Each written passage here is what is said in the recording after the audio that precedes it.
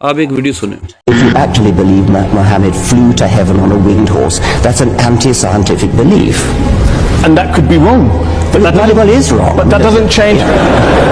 میرے بھائی قرآن کہتا ہے کہ رویا تھا، وہ رویا ہے، دوسری رائے ہو ہی نہیں سکتی. آپ نے غامدی صاحب کا ایک کلپ سنا، اس سے پہلے ایک سائنسدان کی ویڈیو چلائی گئی. سائنسدان سے واللہ عالم وہ کیا تھے ہم نہیں اس سے واقف. وہ ایک ڈبیٹ چل رہی تھی ان کی معراج شریف کے بارے میں، اور وہ کہتا ہے کہ یہ اینٹی سائنٹیفک ہے، لہذا معذلہ رونگ ہے.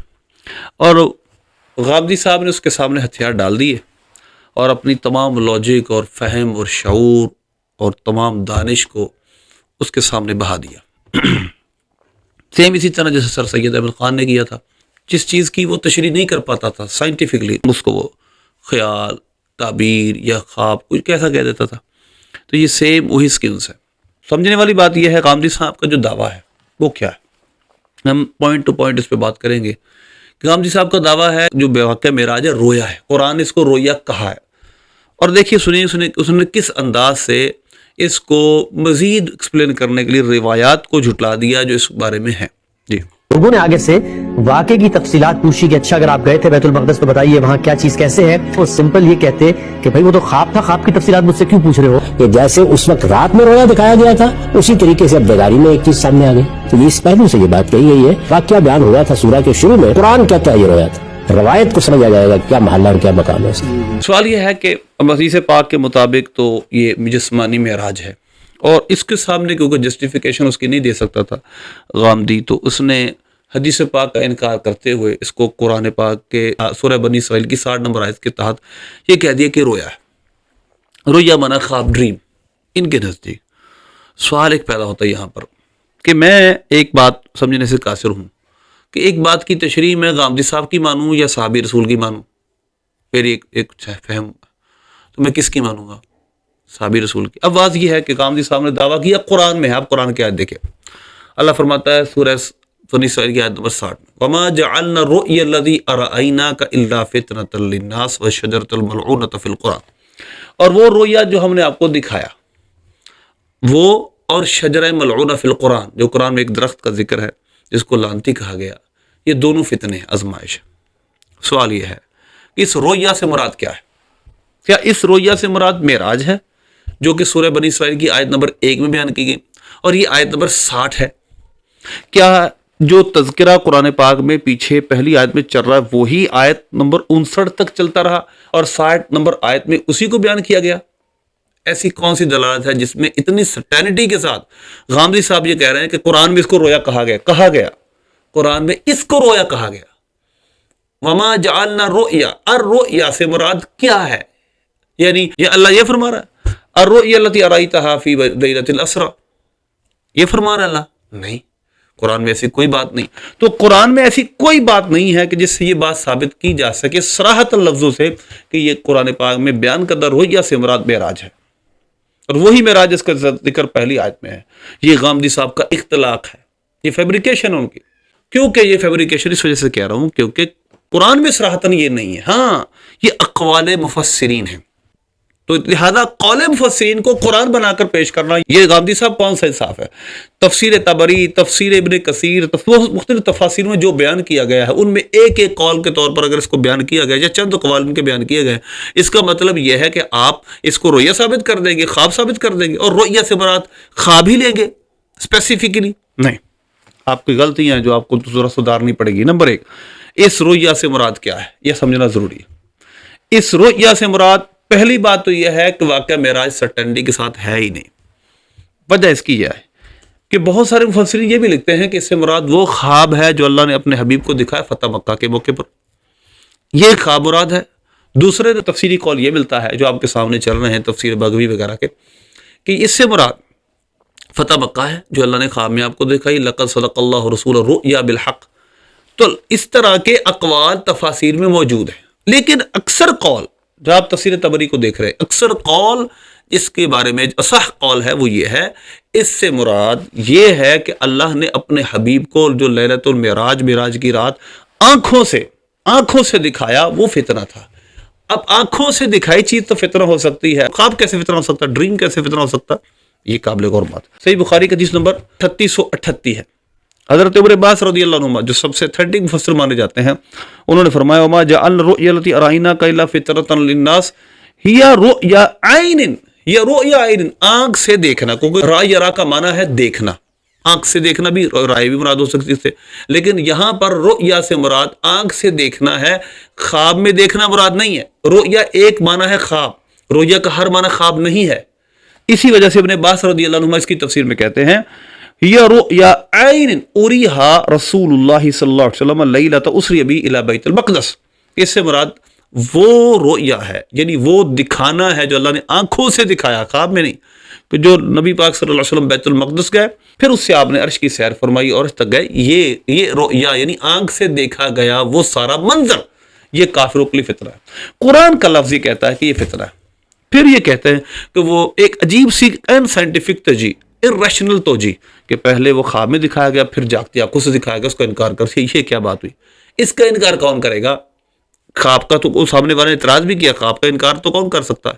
خواب کے اندر تو یہ بات غیر ممکن ہے ہی نہیں ہر انسان کے نزدیک، تو پھر یہ کیا اعتراض کی وجہ کیا تھی؟ کفار کیوں اعتراض کر رہے تھے؟ مسلمان کیوں بعض مرتد ہو گئے، بعض مسلمان شک بھی پڑ گئے، کیا وجہ تھی؟ تو یہ کیا خواب کی بات تھی جس سے اتنے شک پیدا ہو گئے؟ نہیں، اگر یہ ہوتا کہ اس میں وہ آنکھوں سے دکھایا گیا دوبارہ وہی مکہ شریف میں بٹھا کر، تو صحابہ تو اس بات کا پہلے بھی انکار نہیں کرتے تھے، نبی پاک صلی اللہ علیہ وسلم فرشتوں کو دیکھتے، دور دراز مقامات پہ دیکھ لیتے، جنت کو دیکھا آپ نے، دوزخ کو آپ نے دیکھا مسجد نبوی شریف کے اندر بیٹھ کے، صحابہ اس کا تو انکار کرتے ہی نہیں تھے۔ تو فتنے میں جو پڑھنے والی شے کیا تھی؟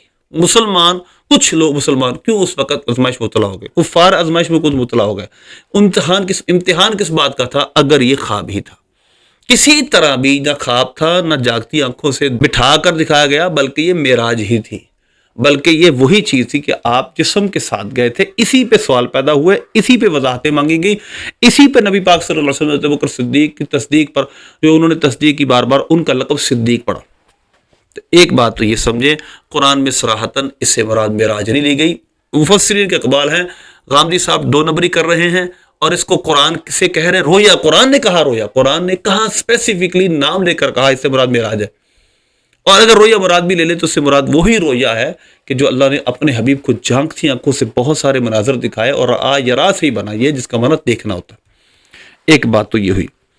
ایک اور نقطہ جو سورہ بنی اسرائیل کی پہلی آیت ہے، اس میں پہلے اس ترتیب کو درست کرنا چاہیے، یعنی اللہ کی کتاب کا دامن پکڑ کر ہم روایات کو نہیں دیکھتے، قصوں کو نہیں دیکھتے، بلکہ دیکھیے پے در پے کس طرح کی باتیں کر رہے ہیں۔ اب یہ دیکھیے، غامدی صاحب پہلے کے اوقات کہتے ہیں میں حدیث کو یہ نہیں مانتا کہ حدیث حجت نہیں ہے، جو حجت کو مانتے یعنی دو نمبری بھی کرتے ہیں۔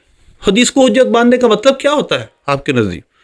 یعنی ایک بات مجھے قرآن سے ملے اور حدیث سے ملے اور وہ ٹکرائے نہ قرآن سے، صراحتاً نہ ٹکرائے، میری تعویل میں کسی حدیث کو اٹھا کر قرآن سے ٹکراتی، یہ تو معتبر نہیں ہوتی۔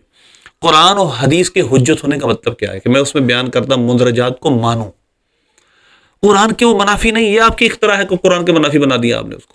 ذرا دیکھیے گا، غور کیجیے گا، یہ امام سیوطی ہیں، تقریباً 37 سے کچھ اوپر روایات بیان کرتے ہیں، یہ ابن کثیر ہیں، اور انہوں نے تقریباً وہی سب صحابہ کے نام لکھے ہیں جنہوں نے واقعہ معراج کو بیان کیا۔ اتنے صحابہ تواتر کے ساتھ ایک بات کو بیان کر رہے ہیں، اور اصول دین کی روشنی میں آپ اتنی روایات کا انکار کیسے صرف ایک تعویل کی بنا پر کر سکتے ہیں؟ تعویل کی بنا پر، تعویل ہے کہ قرآن میں رویا سے مراد خواب ہے، تو وہ ایک تعویل کی بنیاد پر اتنی حدیث کا انکار کیوں کیا جا سکتا ہے؟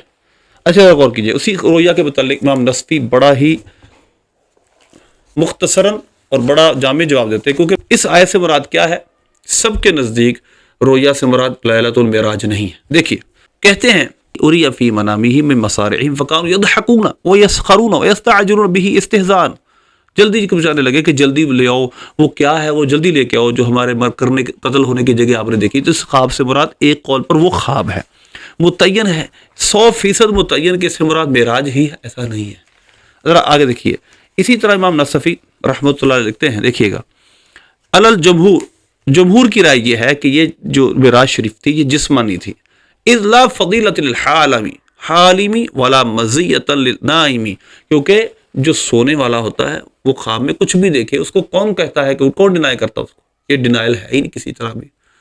تو لہذا اس وجہ سے یہ متعین کرنا کہ اس سے مراد خواب ہی ہے، یہ بالکل قرآن میں صراحتاً ثابت نہیں۔ اب آگے چلے ذرا۔ اسی طرح امام ابن کثیر لکھتے ہیں کہ جو حدیث ہے حضرت سیدہ عائشہ صدیقہ رضی اللہ تعالیٰ عنہ کی، ما فقد جسد رسول اللہ صلی اللہ علیہ وسلم، سرکار کا جسم مبارک میں نے اپنے بسترے سے مفقود پایا ہی نہیں، لیکن اسری ابی روح ہی، لیکن وہ جسمانی نہیں روحانی معراج تھی۔ ذرا غور کیجیے گا، پہلی بات سیدہ عائشہ صدیقہ رضی اللہ تعالیٰ عنہ کی رخصتی ہو رہی ہے ہجرت کے بعد، اور یہ واقعہ ہجرت سے پہلے کا ہے، واقعہ معراج۔ ذرا غور کیجیے گا، اس کے تحت اس کی سند لکھتے ہیں باطل لا اصل له من کلام عائشہ رضی اللہ عنہ، اس کی کوئی اصل سیدہ عائشہ کے کلام سے نہیں ملتی، بلکہ کہتے ہیں یہ مجاہیل سے، کیونکہ کہتے ہیں یہ اخرجہ طبری، امام طبری نے اس کو روایت کیا ہے، ابن اسحاق، اور انہوں نے بعد آل ابی بکر سے، انہوں نے عائشہ صدیقہ رضی اللہ تعالیٰ عنہ سے۔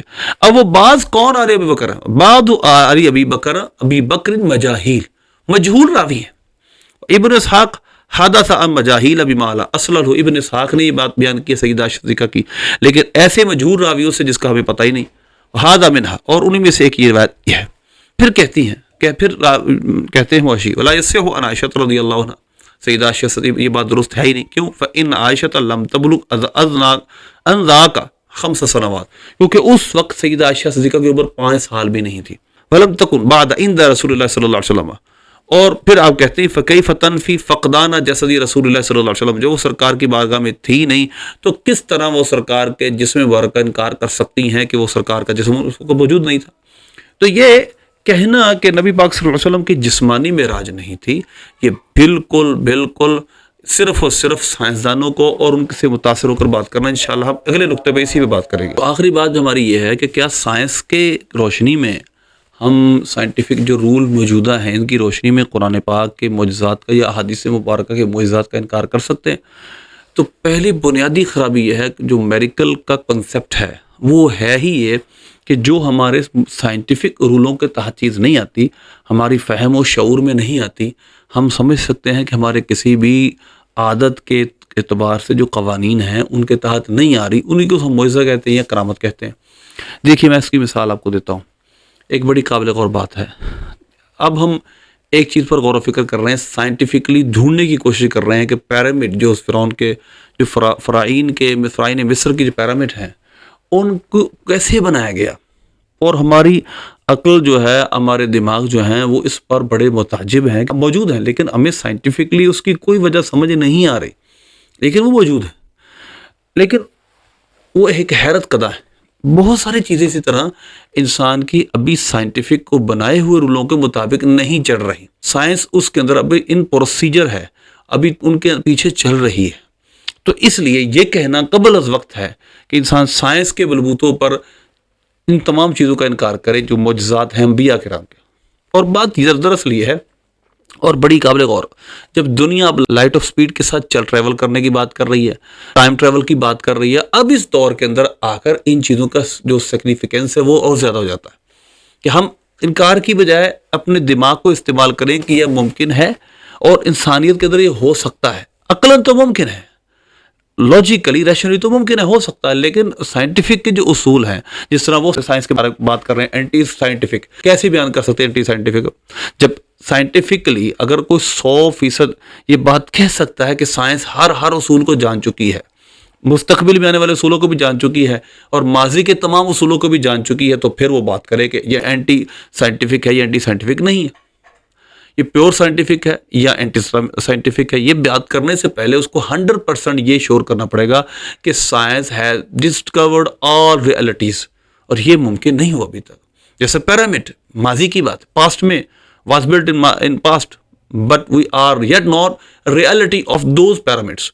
تو لہذا اس وجہ سے ضروری ہے کہ ان معجزات کے بارے میں یہ بات اہم ہے کہ یہ روایات سے ثابت ہے، یہی بات ہے کہ یہ ہمارے بلیف کا حصہ، یہ ہمارے بلیفز ہیں، ہماری ایمانیات ہے، ایمانیت ہے ہی وہ جو ہم سائنٹیفکلی جن کو پروف نہیں کر سکتے، تو معجزہ اور کرامت بھی ہمارے اس ایمان کا حصہ ہے۔ اور اس کی سب سے بڑی دلیل یہ ہے کہ اس کو روایت کیا، بیان کیا اس کلام نے اور اس ہستی نے جس نے کبھی جھوٹ نہیں بولا، جس کا جھوٹ کبھی ثابت نہیں ہو سکا، جن کے دشمنوں نے صادق و امین کو مانا۔ تو یہ ان کی معجزات و کرامت کی سب سے بڑی دلیل ہے۔ باقی غامدی صاحب آپ خود ایک فلسفہ پیش کرتے ہیں سر سید کے بارے میں کہ سر سید نے غیر مشاہداتی چیزوں کا انکار کر دیا، جبکہ ان کا مشاہدہ نہیں تھا معجزات کا، موسیٰ علیہ السلام کے وغیرہ جو معجزات ہیں۔ تو آپ جب خود مانتے ہیں کہ آبزرویشنل چیزوں کے بلبوتے پر نان آبزرویشن چیزوں کا انکار نہیں کیا جا سکتا، تو آپ یہاں پر کیوں مصر ہیں کہ رویا سے مراد خواب ہی ہے، جبکہ میں نے اس کی جو ڈیٹیل لٹریچر، اسلامی لٹریچر میں وہ بیان کر چکا ہوں۔ اس وجہ سے بڑی قابل غور باتیں ہیں۔ ہمیں اپنے ایمان کو بچانا ہے اس دجالی فتنے سے۔ اللہ ہم سب کو محفوظ رکھے۔